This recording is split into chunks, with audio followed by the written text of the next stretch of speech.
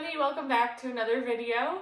Today Pat and I are going to take you through a day in the life of preseason moto training. For those of you who don't already know, we live in the Northeast and we're making a run for Loretta's in the plus 45 class this year. So we're going to take you through what we're doing to prepare ourselves and the bike during this preseason to get ready for the first area qualifier at Budds Creek. Hey, I'm Gina. And I'm Pat. When I decided to get back on the bike after 5 years without racing, I decided to document the journey. So come along with us as we show you the ins and outs and ups and downs of living the moto life. Morning, everyone. Welcome to Pilates by Pat. So I was never a big fan of stretching, ever. I've been racing since I was probably 17 I started, and I was just kind of somebody who ignored it, and I would just go out, literally no warm-up, get on the bike, go out, try to pin it and bully through the track, and it's where I kind of find myself getting hurt the most, but I still resisted stretching and warming up. And now that I'm older and kind of still trying to go at a similar level, I'm noticing how all of the kind of wear and tear on my body and the injuries and everything like that, a lot of them, if I'm being honest, could have been prevented, I think, if I just took the time to warm up and stretch and get my kind of body into like go mode instead of being so stiff and tight. As many of you guys know, when you're riding and the bike kind of does things that you might not expect it to do just in the regular, flow of a race or practice, your body has to react to that and to respond to that. And when it's not loose and it's really tight and not warmed up, it's going to respond to it. It's just going to pull something most likely in the process. Your body's going to try to do what it has to do to compensate. So now that I'm taking it more seriously and kind of trying to do the right things, Gina and I are both committed to trying to figure out what the right things for us are and do those things. So now it took me a while to actually condition myself to get up in the morning and sit down and stretch and warm up before I go to the gym. But it's really made a tremendous difference, and I'm finding that I can even take a couple days off and my body is still pretty good. So it helps with the injuries that I've had. If you're working through an injury, if you just want to prevent injuries in general, I know it's tricky and a lot of people resist it, but if you could take even 10, 20 minutes to really sit and kind of bring awareness to each part of your body and how it's feeling and what it might need to perform at a high level or the highest level that you are wanting to prepare for, I feel like it has done great things for me and for Gina, and just something I kind of wanted to share because I feel it's pretty valuable in our lives.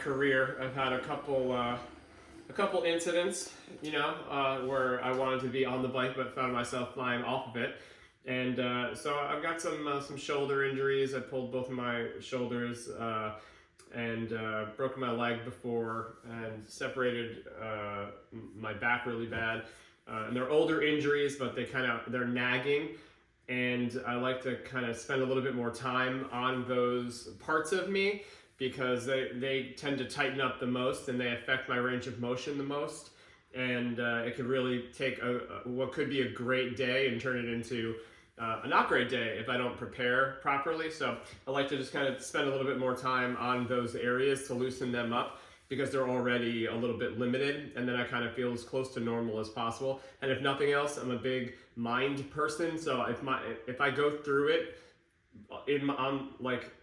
in a series of events on my body, if I bring kind of like my attention to those areas, then I feel better no matter what. So my mind is kind of in a better place, and I'm more able to let go and commit to whatever exercise I'm doing that day. All right, Gina, what are we doing? What are we doing here? We are making breakfast. What's on the menu? Today we are making egg and avocado sandwiches. Wham. And then we've got some yogurt and berries with honey. and some pineapple and orange juice. I'm ready.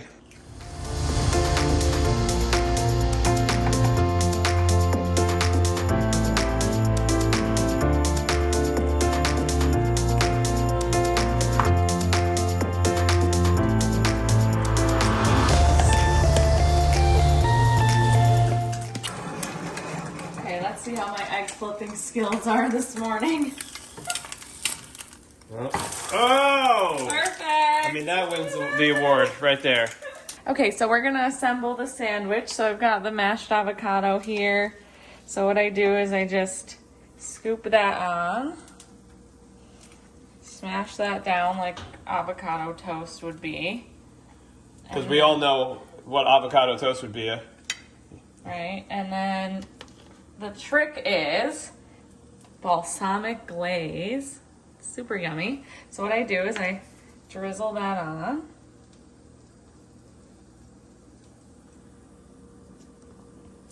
And then I come over here and I take my egg, which now has melted cheese on it, and I just throw it right on top. Bang! Sandwich is ready, and now I'm gonna take the yogurt, berries, and honey, put that over here, and pour some orange juice.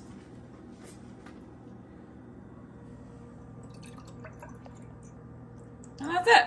It's my job to do the dishes. All right, so we are about to head up the gym. It's freezing cold in New York, and so we've been doing really heavy gym days. I just want you to see.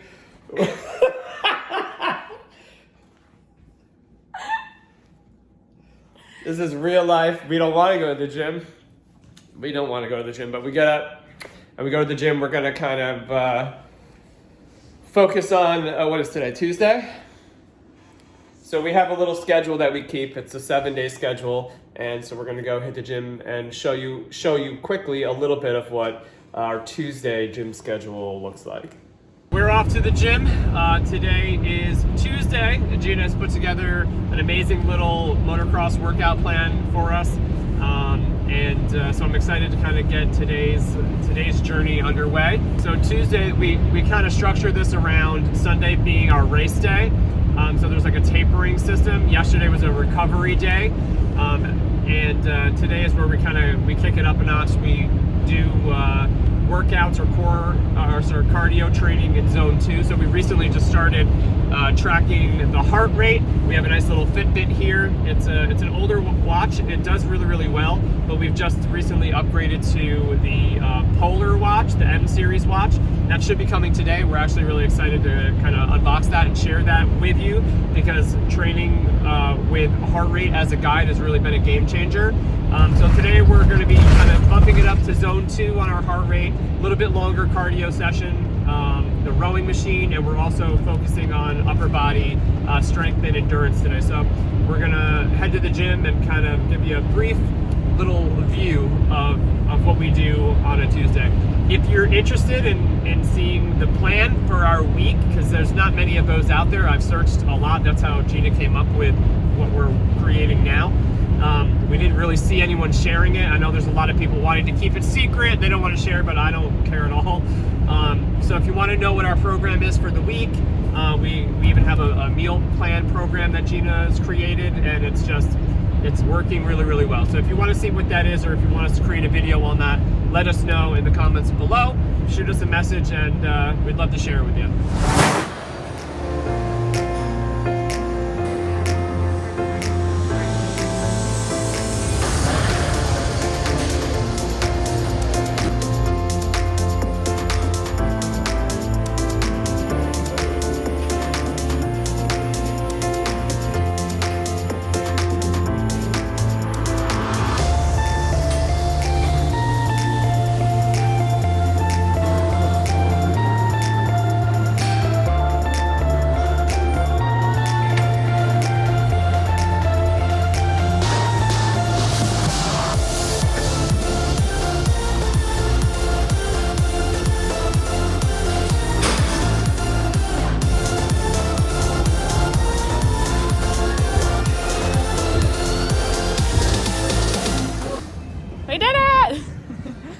did it.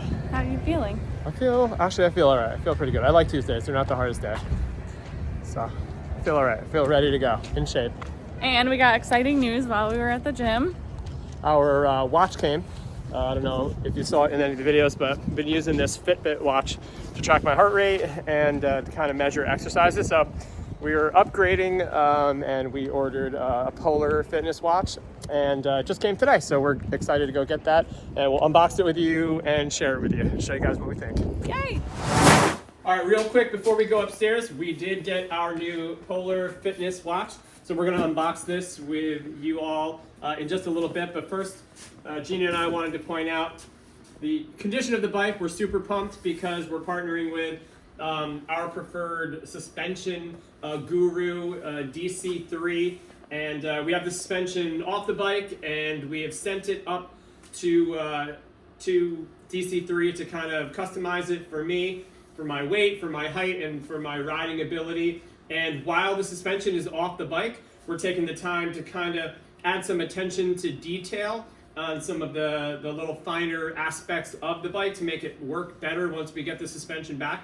So we have a couple of those little tips and tricks also that I kind of do on the bike that we want to share with you. So we're going to be doing that a little bit later on also. All right, ready? Let's open it. Okay, hold on. Charlie is here. Charlie's here to help. Hello, honey. Probably a safer way to open this.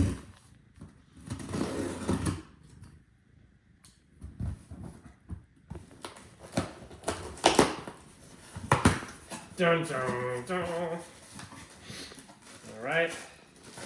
Ooh, fun. Here it is. The Polar Vantage M. Super cool.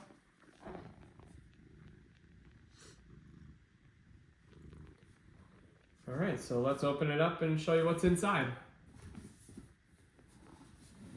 Alrighty.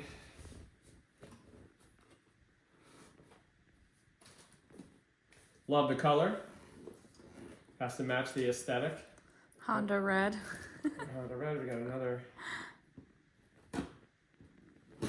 tape there. Yeah! Ooh, it's nice. It's beautiful. Super fun.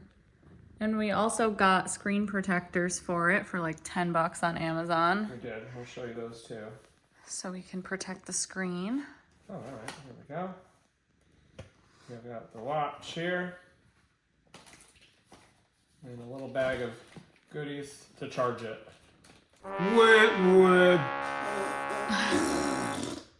All right, so after a little bit of time working with this and setting it up, I just started to notice that I was having a difficult time seeing the screen.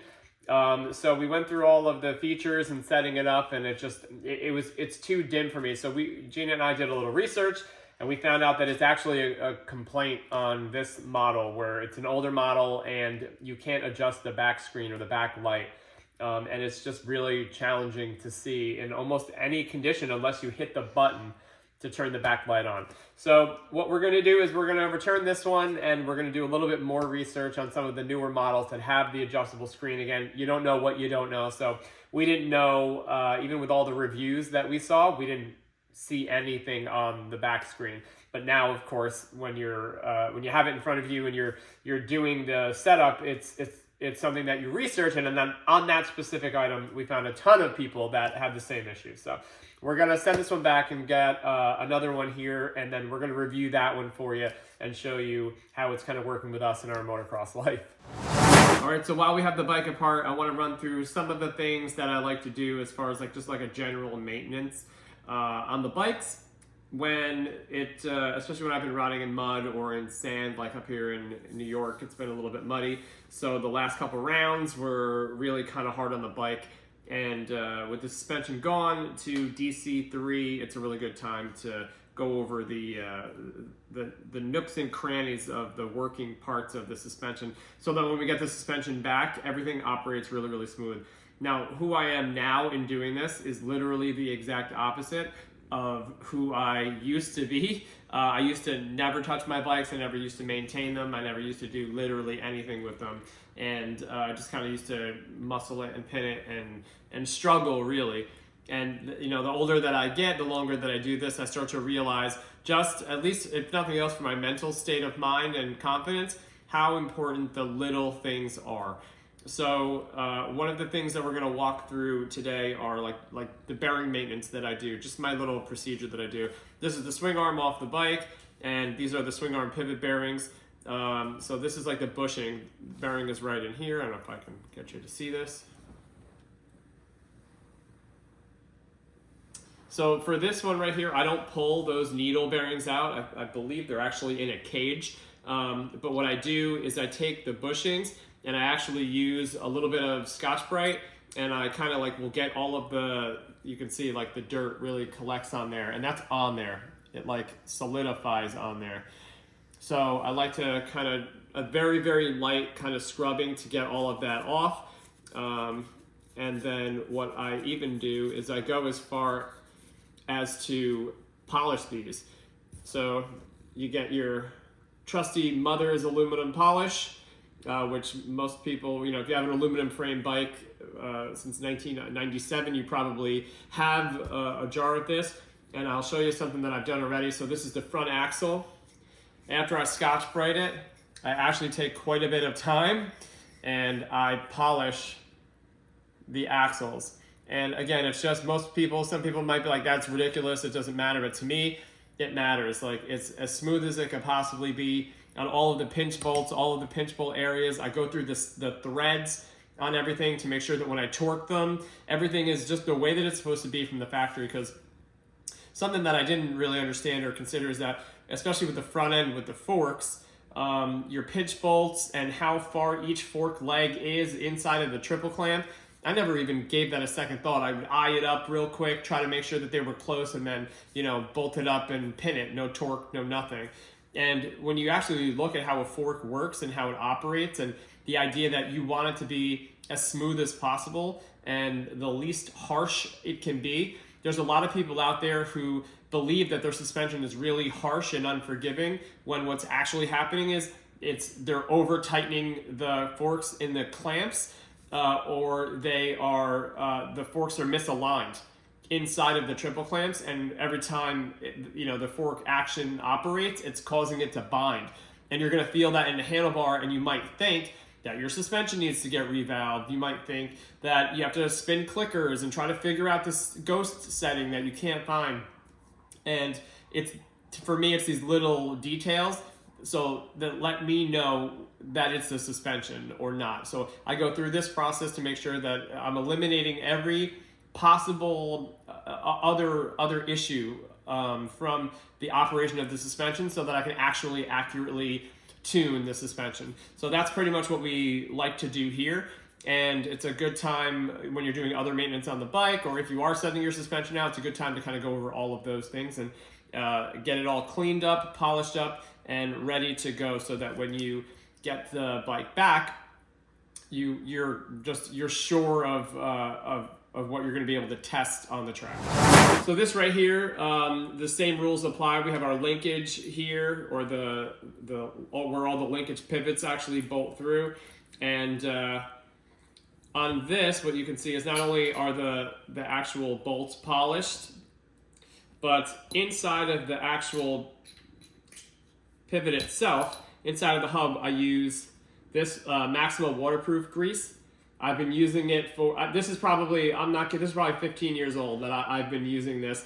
I use a very light coat on just about everything. When it comes to the rear axle, again, we polish all of those parts to make sure that there are no burrs, there's no weird dirt compiling on it. The front axle, and this is the actual swing arm pivot itself. We put a light bit of grease on all of those things. But if you've done these before, then you know, especially for the shock linkage, it gets real crusty real quick, and there's needle bearings inside of there. And so I do that. This is on 13 hours. The bike has 13 hours on it, and that's about the time, 12 to 13 hours, that I wait to do like a full re-grease, depending on what I'm riding in or how bad it is. So when I took these apart, they weren't that bad, but you could tell that there was sand and grime. If I let it go any longer, it was gonna be a problem, and I'd be replacing the bearings. If you do the maintenance on these bearings, they'll actually last. They'll probably outlast the bike if you properly maintain them. So what I like to do is I take these needles out individually. I take each needle out, I put them in this bin right here, and then I kind of clean them all off with a paper towel, get all the big stuff off of them, clean the race on the inside here. I also take my Scotch-Brite and I clean the inside of the races on all of these bearings. And for me, I know there's a lot of different ways to do this, but I use just regular WD-40 and I soak the needles for a bit. I found that like brake cleaner is awesome, but it's super acidic, and I don't know, maybe it's nothing, but I don't want anything that's going to eat any of the components that I'm soaking these things in. So it's probably fine to use brake cleaner or maybe even contact cleaner, but I just find like a nice WD-40 and I kind of dry them off after I soak them, and then I literally take a paper towel and I go through each bearing. I clean them and let them dry. Re-grease the race with just my finger. I re-grease the race and then put each needle bearing back in one at a time until they're all perfect. Make sure you're not missing any. I thought I was confident enough that I had them all in there a bunch of times in my career, and there was one on the floor somewhere. So just count them, make sure that they're all in there perfectly. Put that bushing back in, make sure it's nice and tight, and then you can put your outer clip on there and hold it all together. So this way, again, just it's for my peace of mind if nothing else. I know that everything is in perfect condition so that when I get the suspension back, I can accurately tune the suspension for what I am kind of looking for it to do. So I hope that some of these tips helped you. If you have any suggestions on things that you do for your bike that you would love for me or anyone else to know about, leave them in the comments, because we read all the comments and we get back to all the comments as well. So I would love to kind of know what you guys do for your race bikes to keep them in the top condition. All right, so that's really a day in the life and the things that we are doing to prepare our bodies and the bikes for the motocross season. We've got the area qualifier at Budds Creek coming up. We're actually going to be doing a practice weekend prior to that, so that's something that we are going to be taking you on the journey for. We've also got the MSC banquet coming up for the end of the season that we just had. So we've got some cool stuff in the works. And so if you want to follow along with us on that journey, hit that subscribe button and look out for the next video coming soon.